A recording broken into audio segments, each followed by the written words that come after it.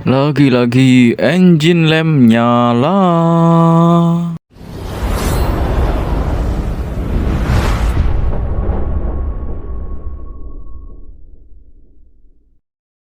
Yo, kali ini problem kendaraan kalian engine lem nyala.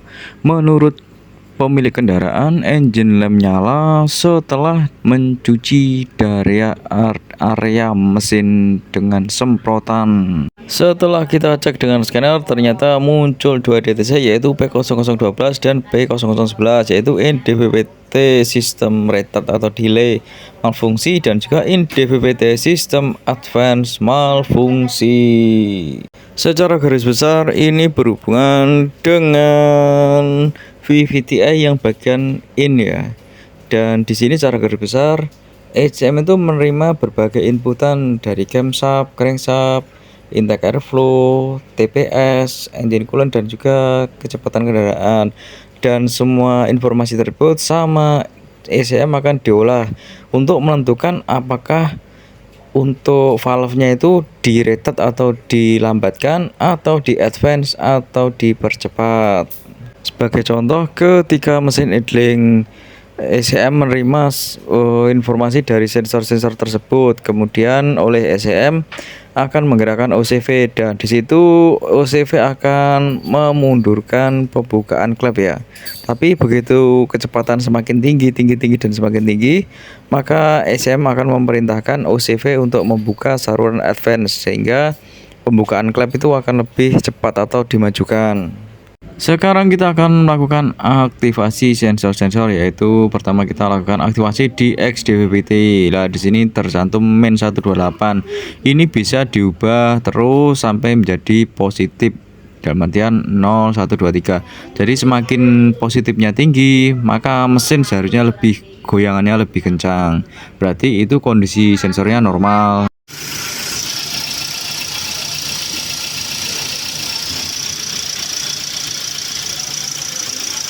Kemudian kita lakukan tes pada VVTi yang in dan ternyata walaupun dia itu sampai positif 10 dan sampai positif ke 30, dia itu mesin tuh nggak ada perubahan sama sekali ya, seakan-akan tes ini tidak bekerja dan OCV atau oli control valve-nya itu tidak bereaksi.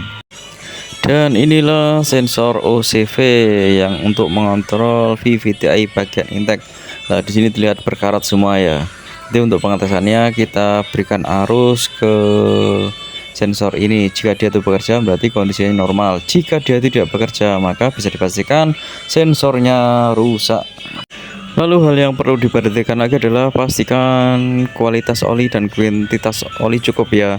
Pastikan oli tidak berlumpur, karena jika berlumpur terkadang dia itu mengganggu saluran yang masuk ke OCV tersebut sehingga kerja dari OCV akan terganggu. Maka dari itu pastikan kuantitas olinya cukup dan kualitas juga terjamin. Lanjut. Dan hal yang tidak kalah penting, pastikan bahwa mesinnya itu bebas dari tikus ya, karena terkadang tikus itu suka memakan kabel.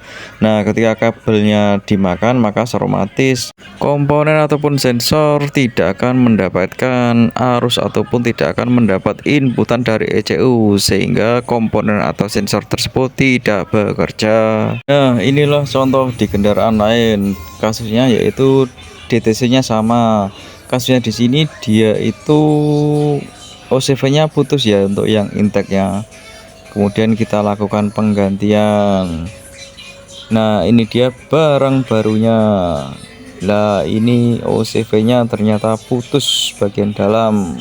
Untuk di kasus kita lakukan tes OCV dengan aki ya, dan kita pastikan kita alumasi terus, kita mainkan terus sampai benar-benar OCV-nya bisa kembali normal. Jika OCV tidak bisa bekerja, harap dilakukan ganti sensor OCV-nya. Ya, itulah tadi sekilas problem tentang OCV. Bila ada kurang lebihnya atau penjelasannya salah, mohon dimaafkan. Jangan lupa like, komen, dan subscribe. Terima kasih.